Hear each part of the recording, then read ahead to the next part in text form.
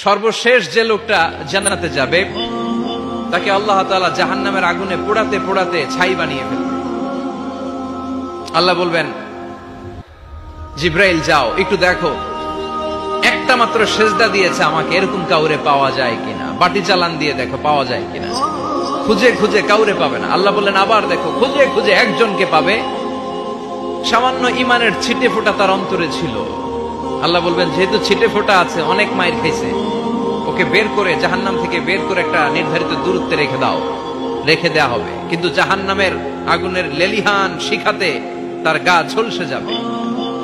সে আল্লাহর ডেকে বলবে, মাবুদ তোমার কাছে আমি কিছু চাই না, জাহান্নাম থেকে তুমি আমাকে বের করেছো, জীবন নদীর পানি তুমি আমার গায়ের মধ্যে ঢেলে দিয়েছো, আমি আবার সজীবতা ফিরে পেয়েছি। আমি তোমার কাছে জান্নাত চাই না, শুধু নিরাপদ একটা দূরত্বে আমাকে রেখে আসো, যাতে জাহান্নামের আগুন আমারে কষ্ট দিতে না পারে। আল্লাহ, আমি কিন্তু তোমার কাছে জান্নাত চাই না। কি চাই না? জান্নাত চাই না, কিন্তু জাহান্নামের আগুন আমারে কষ্ট দিচ্ছে, এতটা দূরত্বে রাখো যাতে জাহান্নামের আগুন আমার গায়ে না লাগে। আল্লাহ বললেন, ওকে রাখবো, কিন্তু আমার সাথে একটা কন্ট্রাক্টে যেতে হবে, যে এটা তোমাকে দিলে তুমি আর নতুন করে কিছু চাবা না। সে বলবে আমি রাজি, কন্ট্রাক্ট হয়ে যাবে।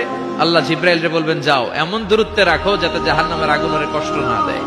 রেখে আসা হবে, অনেক দিন সে ওখানে আনন্দে থাকবে, আল্লাহ শুকরিয়া করবে। সে মনে মনে বলবে, বেঁচে গিয়েছি, আমি বেঁচে গিয়েছি, জীবনে আর কিছু চাই না, জাহান্নাম থেকে আমি বেঁচে গিয়েছি।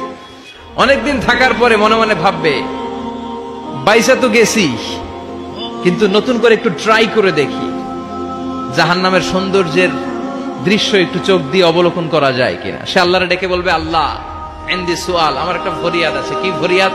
আল্লাহ আগেই বলে রাখি, আমি কিন্তু জান্নাতে যেতে চাই না। আল্লাহ বলবেন, কি চাও?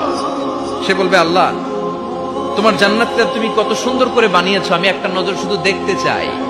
জান্নাতের দরজার সামনে নিয়ে যদি আমারে বসিয়ে রাখো, দ্যাটস ইনাফ, আর কিছু চাই না, শুধু জান্নাতের দরজার সামনে। আল্লাহ বললেন, তুই না ওয়াদা করেছিস, তুই না চুক্তি করেছিস। সে বলবে, আল্লাহ আমারে হতভাগা বানাইয়া তোমার কি লাভ? সুবহানাল্লাহ পড়েন। আমারে তুমি হতভাগা বানিও না। আল্লাহ বলে, ঠিক আছে, আবার সিগনেচার কর যে জান্নাতের দরজার সামনে বসিয়ে দিলে আর কিছু চাবি না। সে সিগনেচার করে বলে, আমি চাবো না। আল্লাহ বললেন, জিব্রাইল বেচারারে ধরে জান্নাতের গেটের সামনে বসায় দে। এবার জান্নাতের গেটের সামনে বসে বসে জান্নাতের সৌন্দর্য দেখা শুরু করবে। সুবহানাল্লাহ। এমন সৌন্দর্য যেটা চোখ দিয়ে কেউ দেখে নাই, কান দিয়ে শুনে নাই। ওই সৌন্দর্য চোখে দেখে, কান দিয়ে আওয়াজ শুনে মাগার ভোগ করতে পারে না। অন্তরে জ্বালা আছে না নাই?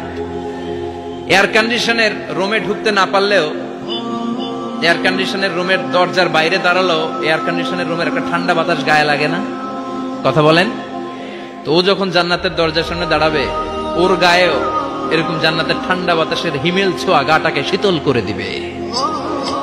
ওই শীতল হয়ে যাওয়ার পরে আর তো সহ্য হবে না, আবার আল্লাহরে ডাকবে। মনে মনে ভাববে, আর একটু ট্রাই করি না, দোষ কি, আস্তে আস্তে অনেক দূর তো আগাইছি।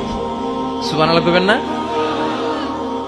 এবার আল্লাহরে বলবে, আল্লাহ ইনদি সুআল, আল্লাহ তুমি যদি কোনো বিষয়ে নতুন করে ডিসিশন নাও, তোমারে জিজ্ঞেস করার মতো কি কেউ আছে? আল্লাহ বলে, না, আমি তো সব রাজার বড় রাজা, মহারাজা, আমার উপরে তো কারো কথা চলে না। ওই হতভাগা লোকটা বলবে, আল্লাহ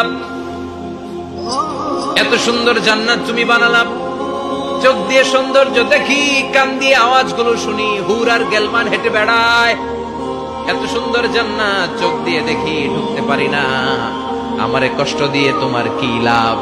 ও আল্লাহ, আমারে তুমি মাফ করে দাও, জান্নাতের চিপার মধ্যে এক কর্নারে তুমি একটু আমারে জায়গা করে দাও। আল্লাহ বলবেন, ওয়াই হাক ইবনা আদম, তোর ধ্বংস হোক হে আদম জাত, মা আগদারাকা, তোর চেয়ে বড় গাদ্দার আমি আমার সৃষ্টিকুলে কাউরে দেখি নাই, কারণ তুই আমার সাথে চুক্তি করিস আর চুক্তি ভঙ্গ করিস। আল্লাহর রহমতের দরিয়ায় তখন জোশ খেলে যাবে।